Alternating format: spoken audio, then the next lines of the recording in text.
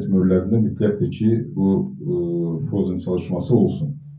Bu çok önemli bir kriterdir. İkinci, bu ameliyatlarla bağlı, indi onlar teknik olarak işlerini görsünler. Suallar varsa sualların esasından biz gidelim. Yani sual-cevap şeklinde gidelim. Edward Doktor, senin de bir yorumun varsa sual şeklinde gidelim. Hem suallarımızı Elgin Doktor'a yönlendirelim. Aynı zamanda biz cevap vermeye çalışalım. Yani çünkü burada anladığım kadarıyla hamı cerrah değil.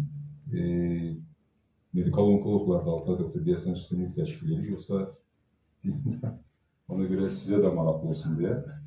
Ben de size sualım belə vermək istəyirəm. Frozen'ı, bu məsələyə toxunmuşam, Frozen dəyərləndirməni. Ümumiyyətlə, cərrahlar praktikada necə planlayır əməliyyat öncəsi? Planlama necə olur? Məsələn, bütün xəstələrdə planlama bilirmi? Yaxud da bu detay danışılır mı əvvəldən?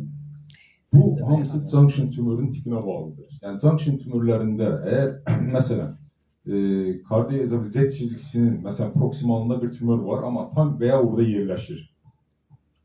Regresi olmuş bir tümördür. Mesela perop endoskopi ilgisi, Japonlar da ileri perop endoskopi ilir. Bu erken evre mide kanserlerinde bilirsiniz ki 2 santim üzerinde bir cerrahi sərhəd istirik. Eğer teknik olarak doğrudan da özellikle mesela açık cerrahide bu daha rahat olur. Tümörü hissedirsense daha rahat çıkabilirsense laparoskopik cerrahide buna çok daha emin olmalısın hissedebilmediğin tümörlerde. Ona göre de koyduğun her bir şey cerrahi sərhəddən alırsan ve göndersen. Bir mənalı olarak junction tümörlerinde şüpheli bütün durumlarda eləmək zorunluluktur. Yani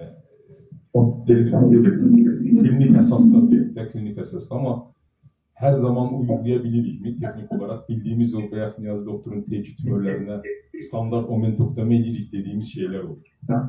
Preoperativ əməliyyat öncəsi yazılan bitti. Endoskopi dəyərləndirməni mütləq edirsinizmi?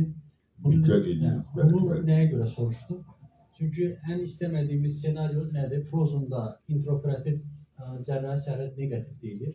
Amma yekun patoloji cərrahi sərhəd pozitiv gəlir. Bunun məsələn bizdə təcrübədə bir neçə xəstədə belə bir şey oldu.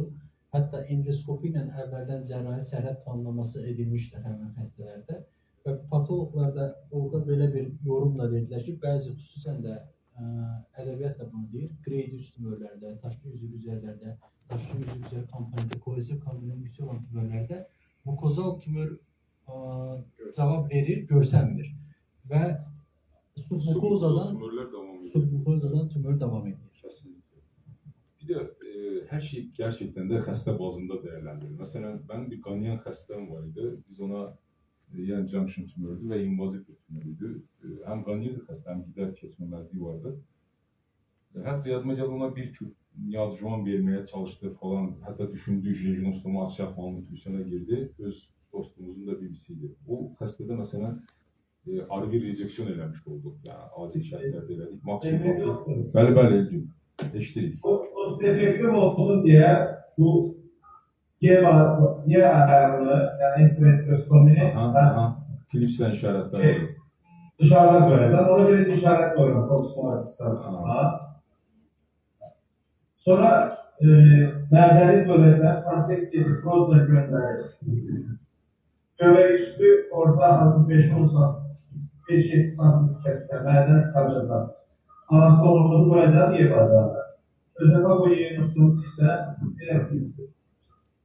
Özefa koyayım üstünlük ise linear saplardan yani istifade edeceksen Orville'den. Orville istifade edeceksin. Evet. Allah. 25 Orville. Allah. Yani Elgin böyle bir şey soruşum. Yani standart olarak indi kadın hasta diyeceksin ki ama mesela bu kişi hasta olsaydı daha geniş ezofaguslarda da 25'i istifade edirsiniz. Siz yoksa 28 istifade edirsiniz veya daha farklı. Ben rutinde 25 istifade ediyorum. Yani biz tercümanca ya 25 olur ya elden görmüşüm. Başka istifade edemem. Ama 28 bir boydan diye düşünüyorum. Yani ben öz təcrübəmdə 28 istifadə edirəm. Çox az hallarda 25 istifadə edirəm. Çünki 25'in daha çox daralacağına inanıram. Elə bir inancım var, bilmirəm. Amma 28 də Orville şəklində çox çətin olur gerçekten. O 25 daha klinik olarak daha uygulaması daha rahat olur. Tamam, orta. Xəstəniz biraz obezdir, yoxsa mənə elə gəlir? Gece 54. Xəstə obez xəstədir, yoxsa mənə elə gəlir? Yok, normal şekilde kaçlar. Anladım. Artık çocuk var ama onu obez değil. Varsa 30, 31, 29, 40. Anladım. Anladım. Standart. Elgin doktorun dilin işi olsun. Bak Japonya'da çok meraklı bir şey var Niyazi doktor. 33-32 body mass indeksinden ileride bir şey dediler ki hoca dedi super obez, very big. Böyle yakınlaşınca ki bu çok büyük çəkili bir tümör eləyəcəklər. Yani ki obezitedir de. Ben de gerçekten bunların bu sumo güləşçilərini zaten düşündüm ki, yani sabah bir ameliyatımız var da adam dedi ki çok oversize'lı falandır filandır. Yani bizim Azerbaycan'ın tipik adamı için biraz obez için değerlendirdiler. Ve çok meraklı bizim arı insanın da mədə anatomisi çok geniştir. Japonların obez adamların da mədəsi o kadar laparoskopiya uygundur ki, tam belə çok kiçikdir mədə. Anlaşılır bir şey değil. Yani xəstə normal body mass'ı var ama baxırsan mədə çok kiçikdir. Yani həcmi değil mədə. Anatomları çok fərqlidir. Ve karbonhidrat çok iyi. Yani ona Yüksek kalorili. herhalde ona bağlıdır. Əslində bu qlobal İndi çalışma. Stapler'den herhalde price Stapler istifadə edirsiniz, eləmi Elgin doktor? Ben bu cerrahi tekniklerden de Elgin doktor her şeyi anlata demeye imkanı yoktur. İçerisinde burada genç rezidentler var mı? Cerrahi rezidentler var mı hal-hazırda? Cerrahi rezident. Yani cerrahi maraqlıdırsa bu cerrahinin teknik kısımları bilirəm. Siz indi sadece qanlı bir görüntü görürsünüz ama teknik kısımları daha da detaylandırabiliriz burada. İndi hal-hazırda o junction'dan, o törəmədən herhalde 3-4 santim yukarıda Elgin doktor gördüğünüz kimi bak şeyden linear staplerden oranı kəsdi. İndi o çıxartdığı mədənin həmin o kəsiyin ucundan frozen göndərəcək ki, yəni tümör Altay doktorun da dediği kimi tümörün mukozal veya submukozal invazyonu var mı, devam edir mi? Biz cerrahide rezeksiyonları R diye değerlendirir. R0 yani tümör yoktur. R1 rezeksiyon dediğimiz mikroskopik seviyede şey vardır, tümör vardır. Veya R2 rezeksiyon dediğimiz artık biz tümörün göre kesmişiz. Yani makroskopik bir görünüm var. Ve orada da R1 rezeksiyon R1 rezeksiyon eləmək bəzən durumlar olur. Biz görə bilmirik ama patoloji bize onun məlumatını verir. Hal-hazırda bu kurslar diafragmatik kurslardır gördüğünüz gibi. Diafragmatik kursların ve dalağın yaxınlığında. Ezofagus həmişə kəsildikdən sonra maksimum derecede içeriye doğru qaçır. Bəzən onu eğer linear staplerden koydukları zaman anastomozları kursa fikse edilir. Yani ezofaguslar kursa daha teknik olarak rahatlatmak için kursa fikse olunur.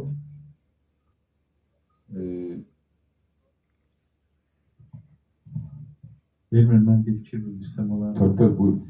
Ben ezofagus qaçmasın diye, düzdür, çok tecrübem yoktu laparoskopiyada, bilinçten eləmişəm. Ezofagus qaçmasın diye, deməli ezofagusdan bir şey keçirirəm, nədir? Teyp keçirirəm, aşağı doğru dartıram. Gətirdiyim ilgəyi gətirirəm ora, röntgen edirəm adətən. Gətirirəm. Anastomozu qoyduqdan sonra, linear stapler rutin istifadə edirəm. Anastomozu qoyduqdan sonra, daha sonra köndələn şəkildə kəsəndə artıq ezofagusda belə deyək, ayrılıb yuxarı getmiş olur. Belə. Yəni bu fiksasiya məsələsində biraz texnik çətin olur anastomos qoymaq linearda. Amma kameradan tutup aşağı çekip anastomozu koymak çok faydalı olur. Bir de mütləq anesteziyoloq edirəm, buskopani eləsin, anesteziya dərinləşdirsin, görüləcəs eləsin. Bir mənalı olarak perokbuskopanı biz de istifadə ediyoruz her ameliyatımızda. Bizde zaten babüsü kesende ezofagus bir miktar aşağı gelmiş Sanma olur. nedir? Bəli. Çok güzel bir şeydir. Elgin doktor demək istediğiniz bir şey var mı yoksa frozen gözlürsüz? Çıkardılar mı?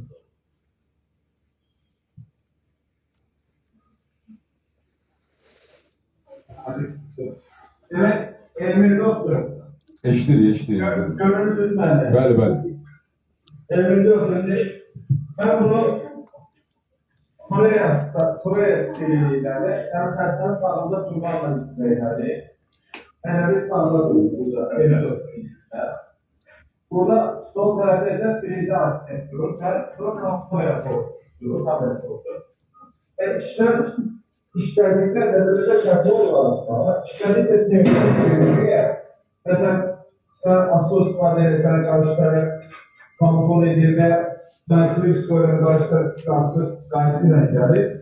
O standart altı olur, altı taraflarıyla. Üstü azaldık edemiyorlar ama daha konforlu olur. Ve senkron işletmesinde kamera müddeti daha rahat, daha asal olur. Standart laparoskopik açık aletlerdir, Tümörün çıkartmak için orada teşhis edersin. Alexis, Sağlık Protector Alexis ifade edilir. Monitörle mesleğindeki en az 2 monitör olsun. Çünkü karşı tarafta senkron işleyerek diye, karşı tarafta senkron işleyerek diye. Kaç monitör olan böyle bakanda cerrahi yorgunluk geldi. Ben sonuna doğru yorgunluk geldi, çalışma olmuş. Ama güçlü monitör sisteminde daha belirli olur. Sonra anestezi olarak da hastaya post-somalı nəzərə alaraq həmçinin olsun bütün imkanları istifadə edirik.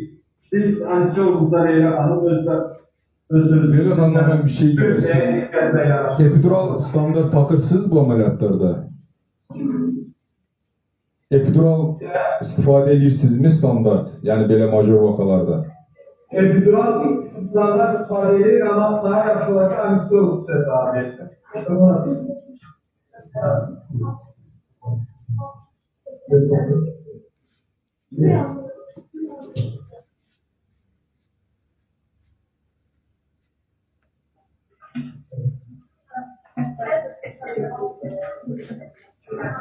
Doktor sesiniz zayıf gelir. Biraz daha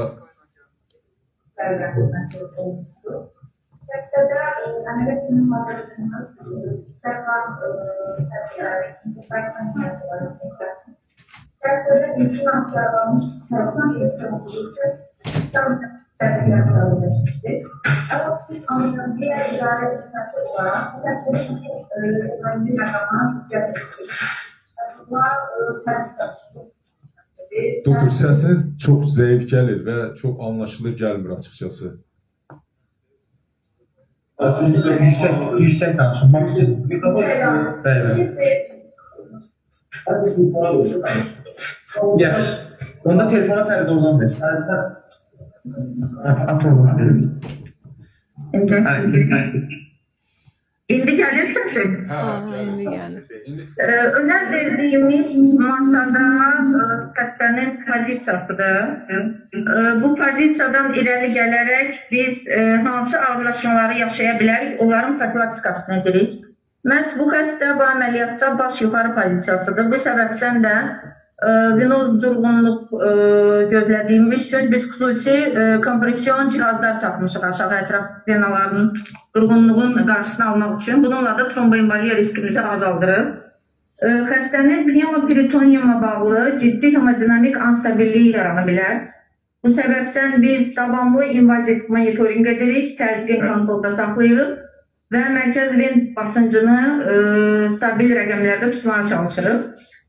Doktor qeyd elədiyi kimi epidural analgeziyanın önəmini vurğulamaq istəyirəm. O bizə əməliyyat daxili opioidsiz anesteziyanı təmin edir. Beləliklə bu xəstələr artıq opioid yükündən azad olurlar. Və təbii ki, erkən postoperativ dönəmdə adekvat analgeziya verdiyi üçün xəstələrin ERAS protokola görə daha tez reabilitasiya olub aktivləşməsini təmin edir. Təbii ki, bu xəstədə qan ehtiyatı hazırlığımızı gördük. Giriş hematokritləri nisbi az idi. Digər xəstəmiz hal-hazırda demək olar ki, anestezioloji stabil və tam epidural anesteziya altında, amma ümumi anesteziya gedərək epidural analgeziya altında əməliyyatı stabil şəkildə icra olunur. Sağ olun. Çok sağ olun. Elinize sağlık. Emir doktor. Eşittir Elgin doktor. İzahatınızı verin. Ama tam bunu kodu Sen bu kodu bak. Tam burada kodum dedim. Oradan cevap. Tamam, satın. Elmir doktor. Eşitdir Elgin doktor. İzahat verin siz. Ha, indi biz işaretlədik kitabı proksimal hissəni. Tümür harısa əlimlə hiss elədikdə buradadır. Aha. Ha, burada orada 3-4 santimetr rahat məsafə var. İndi biraz kəsəndən sonra bura yığıldı. 3-4 santimetr var. Frozuna göndərdik. Oradan da məlumat versinlər. Ona uyğun qərar verərik. Elinize sağlık. Gözleyek de onu da frozen Oldu. gözleyek. Elinize Oldu. sağlık. Gözləyək.